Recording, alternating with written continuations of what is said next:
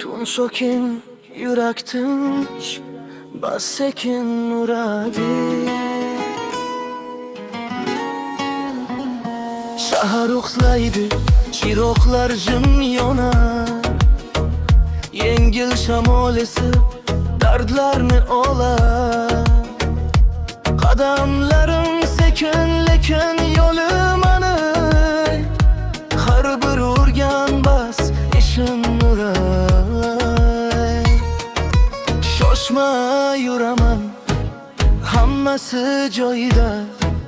Bu kecha tinchlik bor bir joyida. Bas bilan yuraman, kayfiyat baland. Orzular yonimda, yo'lim ham ravon. Tun meni tinglaydi, yurak gapiradi.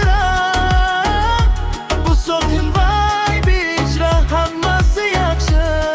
Bas sekin uradi, yurak bilan birga chaladi. Bas meni olib ketadi, tun ichida yo'lim ochiladi. Bas sekin uradi, yurak bilan birga chaladi.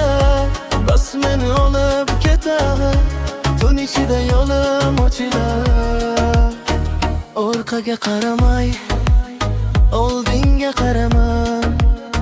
Har bir yangi kunni kulib boshlayman. Oddiy baxtlarim eng katta boylik. Shu vibe ichida topaman xotirjamlik. Shamol esadi, tun gapiradi. Yurak ichida umid yashaydi. Bas bilan yuraman, kayfiyat baland. Orzular yonimda, yo'lim ham ravon. Tun meni tinglaydi, yurak gapiradi.